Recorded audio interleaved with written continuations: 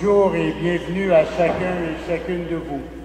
Nous sommes réunis au nom du Père et du Fils et du Saint-Esprit. Amen. Que Dieu, qui est Père, Fils et Esprit Saint, soit toujours avec vous. Dieu voit grand pour nous. Il nous invite à l'aimer et à nous aimer les uns les autres, comme lui nous aime. Nous ne sommes pas toujours à la hauteur de ses attentes. En invoquant le Christ Jésus, implorons sa miséricorde.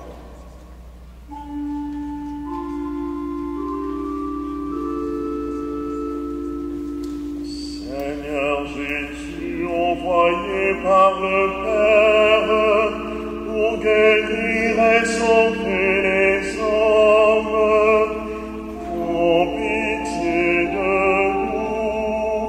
Prends pitié de nous. Ô Christ venu dans le monde, appelez tous les pécheurs, prends pitié de nous. Prends pitié de nous. Seigneur, élevé dans la gloire du Père, où tu intercèdes pour nous, prends pitié de nous. Prends pitié de nous. Que Dieu, qui est amour, nous fasse miséricorde, qu'il nous pardonne nos fautes et qu'il nous guide vers la vie éternelle. Amen. Prions. Tu es la source de toute bonté, Seigneur, et toute miséricorde vient de toi. Tu nous as dit comment guérir du péché par le jeûne, la prière et le partage. Écoute l'aveu de notre faiblesse. Nous avons conscience de nos fautes. Patiemment, relève-nous avec amour par Jésus-Christ, ton Fils, notre Seigneur et notre Dieu, lui qui vit et règne avec toi dans l'unité du Saint-Esprit, maintenant et pour les siècles des siècles.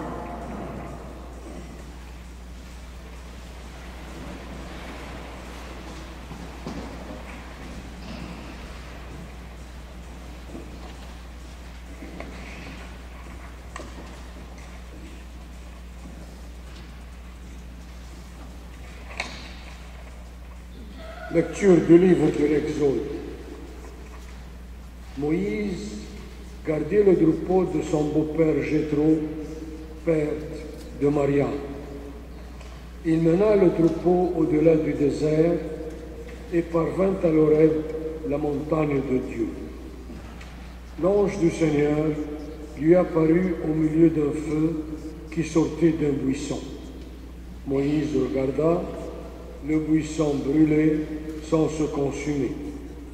Moïse se dit alors, je fais faire un détour pour voir cette chose extraordinaire. Pourquoi le buisson ne brûle-t-il pas? Le Seigneur vit qu'il avait fait un détour pour venir regarder, et Dieu l'appela du milieu du buisson. Moïse, Moïse, il dit, me voici. Dieu dit alors, n'approche pas d'ici, retire tes sandales, car le lieu que foulent tes pieds est une terre sainte. Je suis le Dieu de ton père, Dieu d'Abraham, Dieu d'Isaac, Dieu de Jacob. Moïse se voila le visage, car il craignait de porter son regard sur Dieu. Le Seigneur dit à Moïse, j'ai vu, oui, j'ai vu la misère de mon peuple qui est en Égypte, et j'ai entendu ses cris sous le coup des chefs de corvée. Oui, je connais ses souffrances. Je suis descendu pour le délivrer de la main des Égyptiens et le faire monter de cette terre vers une terre spacieuse et fertile, vers une terre ruisselante de lait et de miel, vers le pays de Canaan. Et maintenant, va, je t'envoie chez Pharaon. Tu feras sortir d'Égypte mon peuple, les fils d'Israël. Moïse répondit, j'irai donc trouver les fils d'Israël et je leur dirai, le Dieu de vos pères m'a envoyé vers vous. Ils vont me demander quel est son nom. Que leur répondrai-je? Dieu dit à Moïse, je suis celui qui suis. Tu parleras ainsi aux fils d'Israël. Celui qui m'a envoyé vers vous, c'est je suis. Dieu dit encore à Moïse, tu parleras ainsi aux fils d'Israël. Celui qui m'a envoyé vers vous, c'est Yahvé, c'est le Seigneur, le Dieu de vos pères, Dieu d'Abraham, Dieu d'Isaac, Dieu de Jacob. C'est là mon nom pour toujours. C'est le mémorial par lequel vous me célébrerez d'âge en âge. Parole du Seigneur.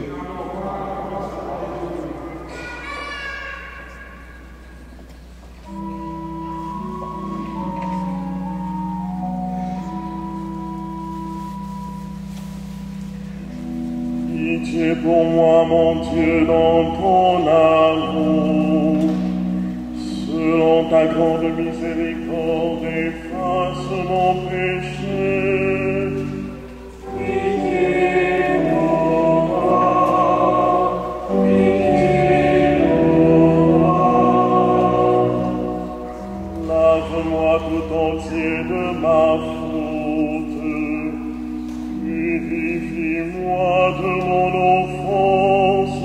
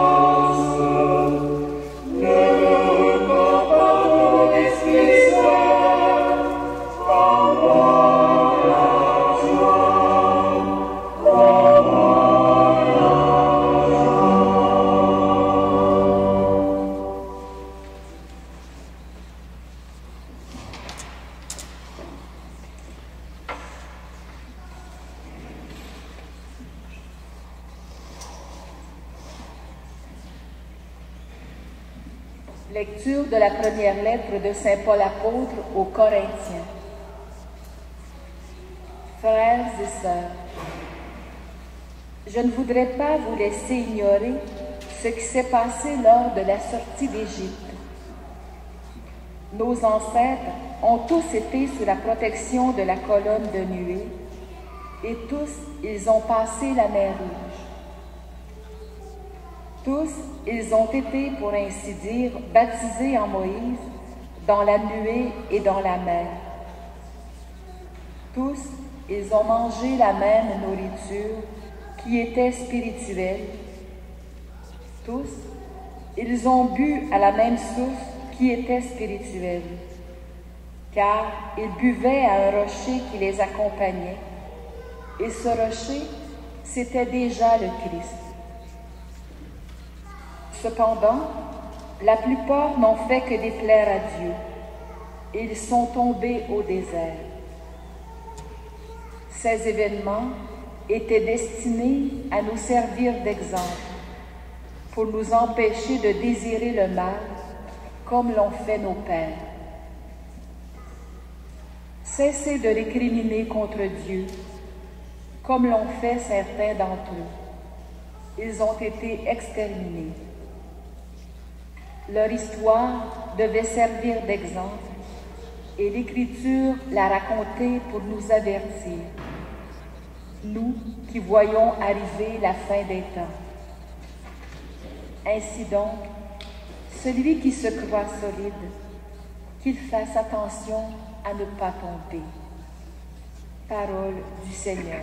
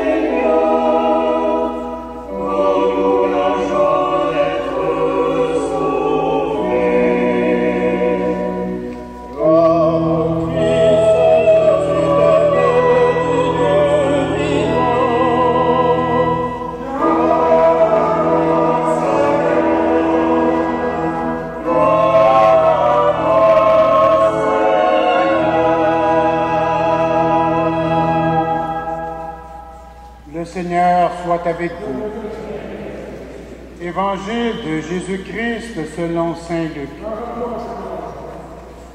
Un jour, des gens vinrent rapporter à Jésus l'affaire des Galiléens que Pilate avait fait massacrer pendant qu'ils offraient un sacrifice. Jésus leur répondit, « Pensez-vous que ces Galiléens étaient de plus grands pécheurs que tous les autres Galiléens pour avoir subi un tel sort? Eh bien non, je vous le dis. Et si vous ne vous convertissez pas, vous périrez tous comme eux. » Et ces 18 personnes, tuées par la chute de la tour de Siloé, pensez-vous qu'elles étaient plus coupables que tous les autres habitants de Jérusalem? Eh bien non, je vous le dis. Et si vous ne vous convertissez pas, vous périrez tous de la même manière. Jésus leur disait encore cette parabole. Un homme avait un figuier planté dans sa vigne. Il vint chercher du fruit sur ce figuier et n'en trouva pas. Il dit alors à son vigneron, « Voilà 3 ans que je viens chercher du fruit sur ce figuier et je n'en trouve pas. Coupe-le. À quoi bon le laisser épuiser le sol? » Mais le vigneron lui répondit, « Seigneur, laisse-le encore cette année, le temps que je bêche autour pour y mettre du fumier. Peut-être donnera-t-il du fruit à l'avenir, sinon tu le couperas. » Acclamons la parole de Dieu.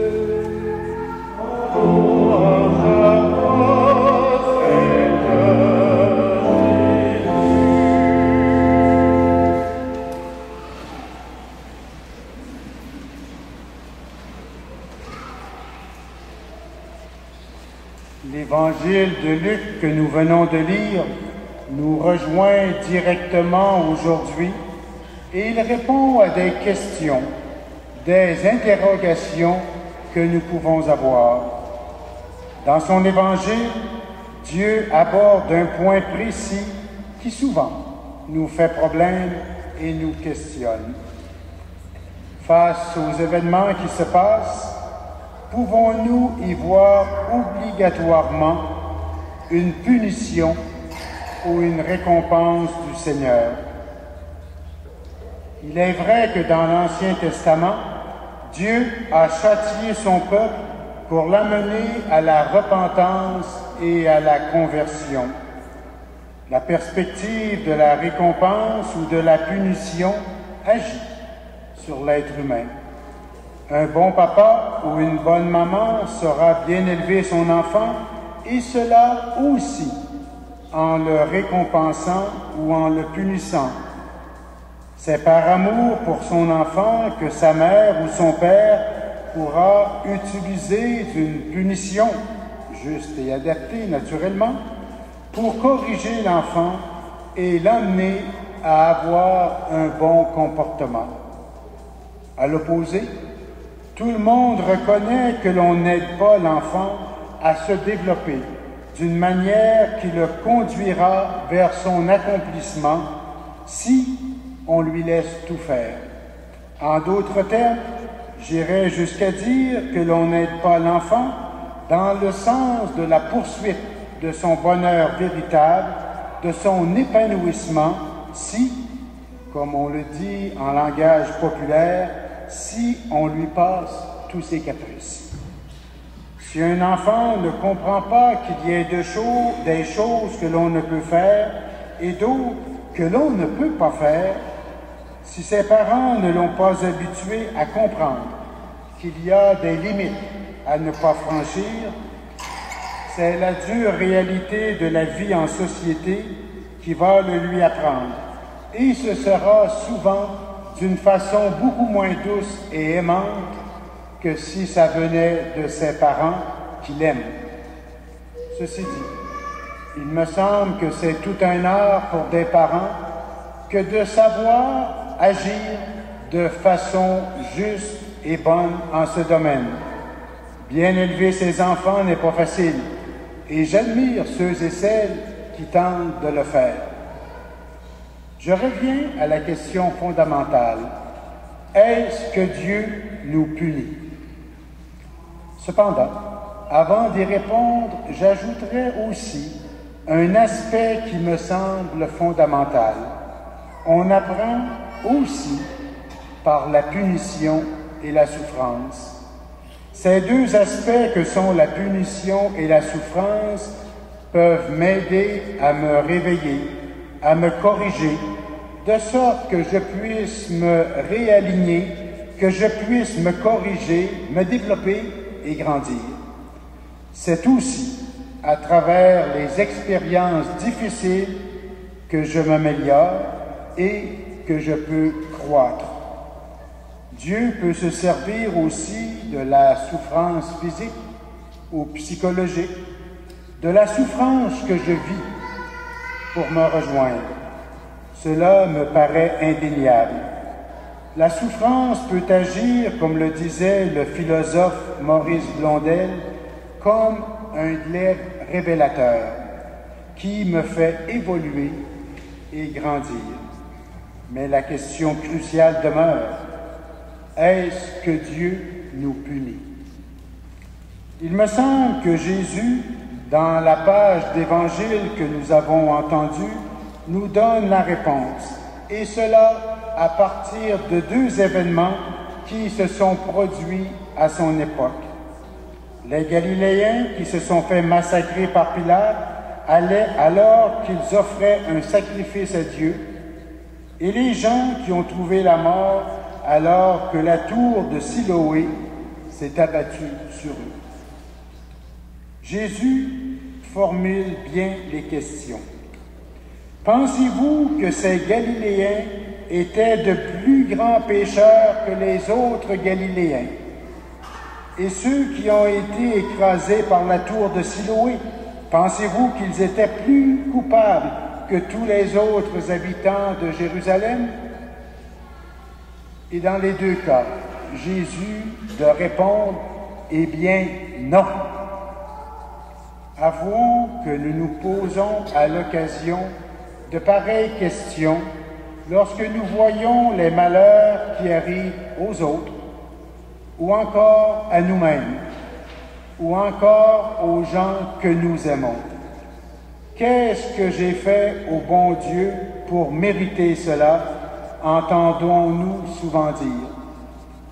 Il y a quelque temps, un de mes confrères dominicains me disait, quand j'étais jeune, ma mère disait souvent, « Mais qu'est-ce que j'ai donc fait au bon Dieu pour que ça arrive? » Pour mettre les choses entre justes perspectives. Si elle manque sa soupe ou je ne sais pas trop quoi, c'est pas la faute de bon Dieu, c'est qu'elle s'est trompée dans sa recette. Il ne faut pas mettre tout sur la faute du bon Dieu. La réponse de Jésus ne peut être plus claire. Un malheur qui arrive n'est pas nécessairement une punition de Dieu. Jésus va cependant plus loin. Il nous fait cheminer et nous instruit. Il poursuit avec une parabole, celle du figuier qui ne donnait pas de fruits. Et cette parabole, aujourd'hui, s'adresse à chacun et chacune de nous. Le propriétaire de la vigne est déçu par son figuier, qui, depuis 3 ans, n'a pas donné de fruits. Et c'est pour cela qu'il dira à son employé, « Coupe-le ». Mais ce dernier, l'employé, d'intervenir en disant, « Seigneur, laisse-le encore une autre année. Le temps que je bêche autour pour y mettre du fumier, peut-être donnera-t-il du fruit à l'avenir. Sinon, coupe-le. » Le message est double. D'abord, il y a la longue patience de Dieu à l'endroit de chacune de ses créatures. Par ailleurs, une décision de notre part s'impose. Nous avons à nous décider et à nous convertir. Dieu s'est adressé à nous. Que lui répondons-nous par notre parole et nos actions? En ce temps de carême, prenons le temps d'entrer en dialogue avec Dieu et qu'il nous soutienne dans notre démarche. Amen.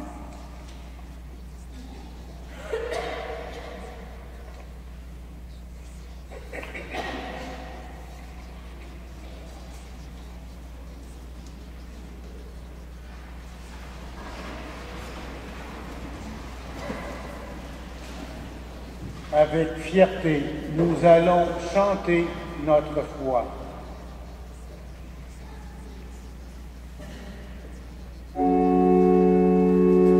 Je crois en Dieu, le Père Tout-Puissant, Créateur du ciel et de la terre. Je crois en Jésus-Christ, son Fils unique, notre Seigneur, qui a été conçu du Saint-Esprit, et de la Vierge Marie. A souffert sous Ponce Pilate, a été crucifié, est mort, a été enseveli, est descendu aux enfers, est ressuscité des morts le 3e jour. Est monté aux cieux, est assis à la droite de Dieu, le Père Tout-Puissant, d'où il viendra juger les vivants et les morts. Je crois au Saint-Esprit, à la Sainte Église catholique, à la communion des saints, à la rémission des péchés, à la résurrection de la chair, à la vie éternelle. Je crois. Dieu est patience et bonté. Il ne désespère jamais de ses enfants.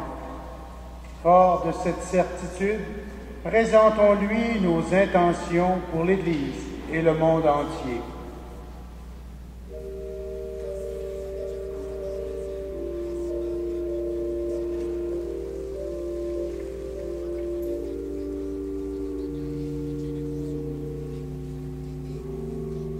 Prions pour l'Église.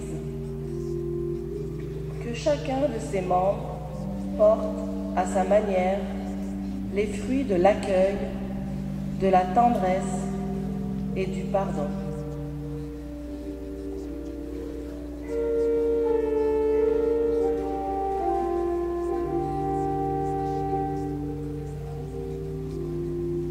Prions pour les chefs d'État, qu'ils aient le souci constant de promouvoir dans le monde entier la dignité, la justice et la paix.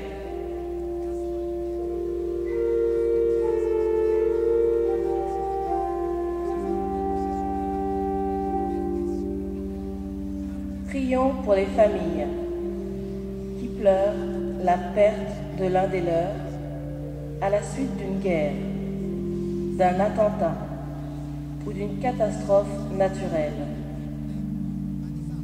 Que se lèvent des personnes capables de les écouter avec compassion et de leur redonner confiance.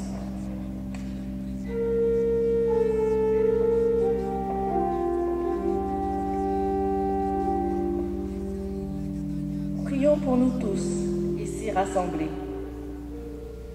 que nous ayons le souci de servir nos frères et sœurs, de leur donner de l'espérance et d'entrer avec eux dans le bonheur de Dieu.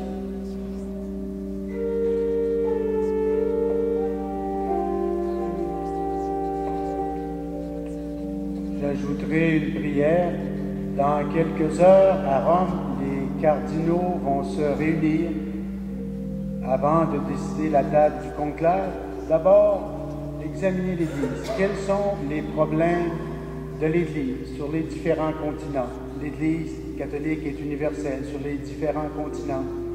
Et ensuite, ils auront une responsabilité très grande à prendre. Pas élire mon ami, élire l'homme qui sera le meilleur pour être pape. Et Jean-Paul II, dans une très belle méditation poétique sur la chapelle Sixtine, avait dit: c'est devant la très belle flèche du jugement dernier que chacun, en conscience, doit dire pour qui je vote. C'est une très grande responsabilité. Et je pense qu'on peut prier pour ces cardinaux qui sont des humains faillibles, ça avec des limites, mais prier pour qu'ils cherchent vraiment à élire, choisir celui qui fera le meilleur pape.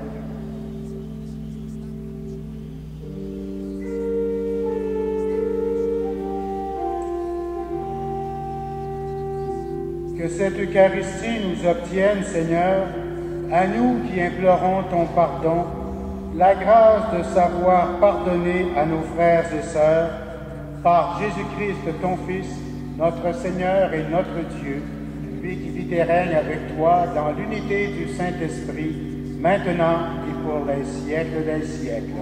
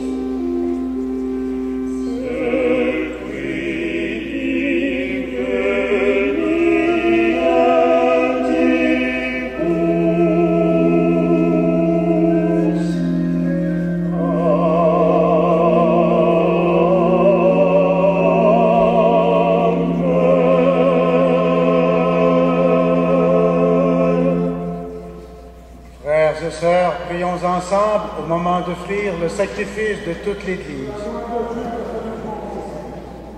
Que cette Eucharistie nous obtienne, Seigneur, à nous qui implorons ton pardon, la grâce de savoir pardonner à nos frères et sœurs par Jésus-Christ, ton Fils, notre Seigneur et notre Dieu, lui qui vit et règne avec toi dans l'unité du Saint-Esprit, maintenant et pour les siècles des siècles.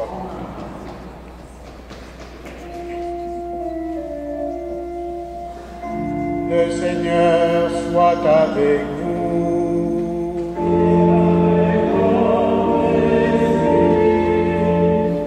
Élevons notre cœur.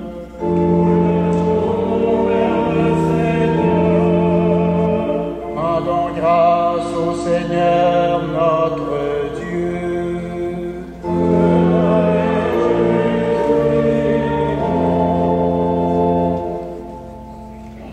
Vraiment, il est juste et bon de te rendre gloire, de t'offrir notre action de grâce toujours et en tout lieu, à toi, Père très saint, Dieu éternel et tout-puissant. Tu accueilles nos pénitences comme une offrande à ta gloire, car nos privations, tout en abaissant notre orgueil, nous invitent à imiter ta miséricorde et à partager avec ceux qui ont faim. C'est pourquoi, avec les anges et tous les saints, nous chantons l'hymne de ta gloire et nous proclamons. Saint, Saint, Saint le Seigneur, Dieu de l'univers. Saint, Saint, Saint le Seigneur,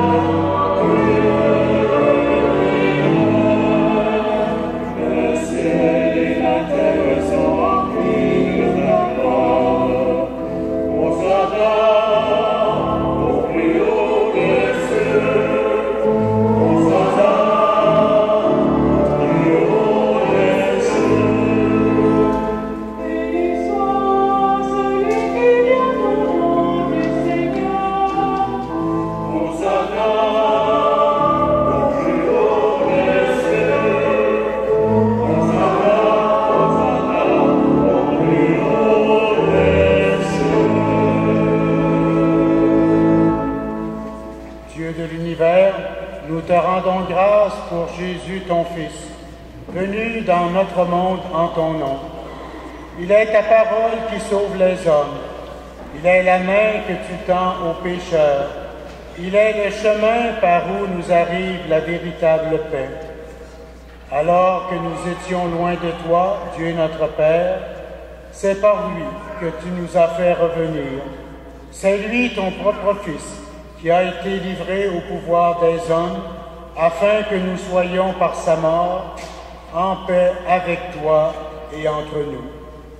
Aussi, pouvons-nous maintenant célébrer en reconnaissance le mystère de cette réconciliation qu'il nous a lui-même obtenue. Envoie ton esprit sur nous. Envoie ton esprit sur nous. Nous t'en prions, Père, sanctifie ces offrandes par la puissance de ton esprit, alors que nous accomplissons ce que Jésus nous a dit de faire. Au cours du repas qu'il partageait avec ses disciples, avant de s'offrir à toi pour notre libération, il prit le pain en te rendant grâce.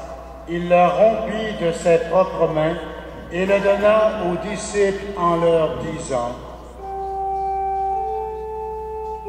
Prenez et mangez-en tous, ceci est mon corps livré pour vous.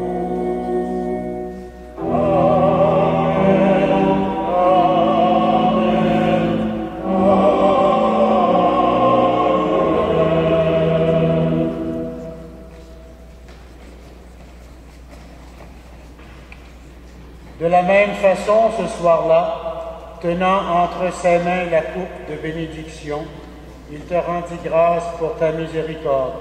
Puis il donna la coupe à ses disciples en leur disant: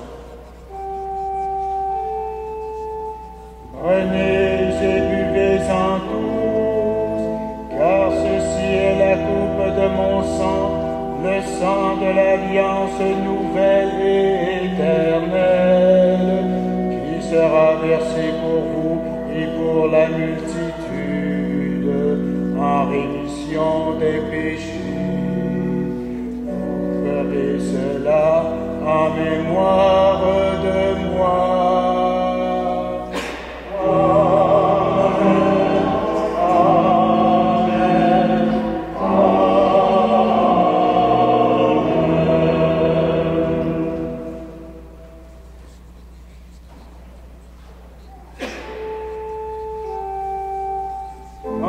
Mangeons ce pain et buvons à cette coupe, nous célébrons le mystère de la foi. Nous rappelons ta mort, Seigneur ressuscité. Nous attendons ta venue dans la gloire.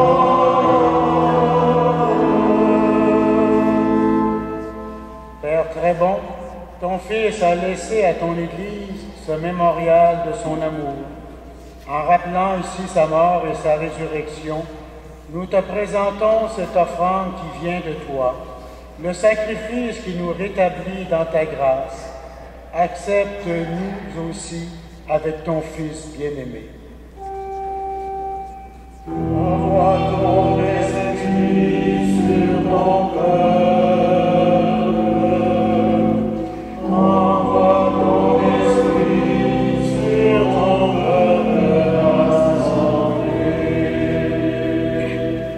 Donne-nous dans ce repas ton Esprit Saint, qu'il fasse disparaître les causes de nos divisions, qu'il nous établisse dans une charité plus grande, en communion avec notre évêque Christian, le collège épiscopal et ton peuple tout entier. Fais de ton Église en ce monde le signe visible de l'unité et la servante de la paix. Souviens-toi de nos frères et de nos sœurs qui nous ont quittés, et nous prions particulièrement ce matin pour M. Marcel Bilodeau.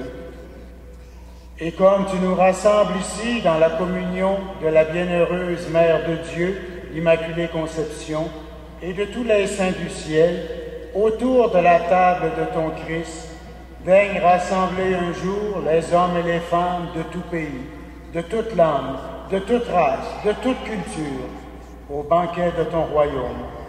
Alors nous pourrons célébrer l'unité enfin accomplie et la paix définitivement acquise par Jésus, le Christ, notre Seigneur.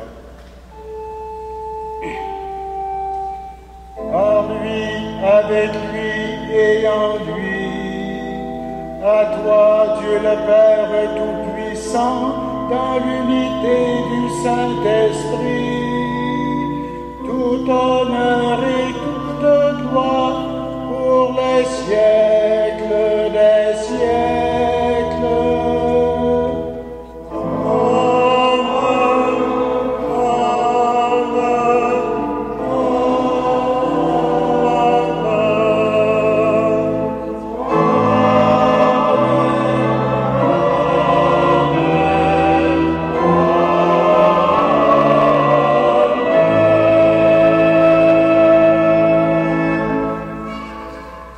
Avec confiance et unis ensemble, nous reprenons la prière que Jésus nous a donnée. Notre Père, qui es aux cieux, que ton nom soit sanctifié, que ton règne vienne, que ta volonté soit faite sur la terre comme au ciel. Donne-nous aujourd'hui notre pain de ce jour. Pardonne-nous nos offenses comme nous pardonnons aussi à ceux qui nous ont offensés. Et ne nous soumets pas à la tentation, mais délivre-nous du mal. Délivre-nous de tout mal, Seigneur, et donne la paix à notre temps. Par ta miséricorde, libère-nous du péché, rassure-nous devant les épreuves. En cette vie où nous espérons le bonheur que tu promets et l'avènement de Jésus-Christ, notre Sauveur.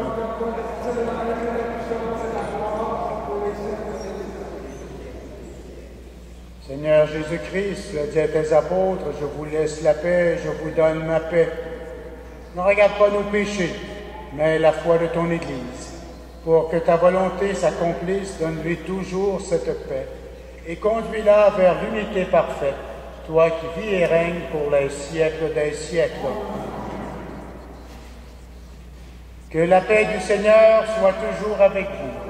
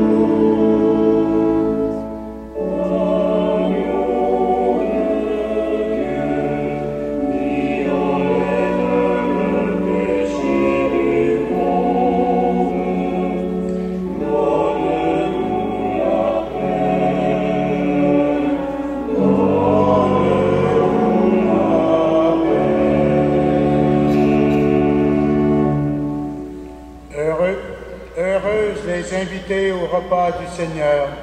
Voici l'agneau de Dieu, celui qui enlève le péché du monde. Seigneur, je ne suis pas digne de te recevoir, mais dis seulement une parole et je serai guéri. Que le corps et le sang du Christ nous gardent pour la vie éternelle.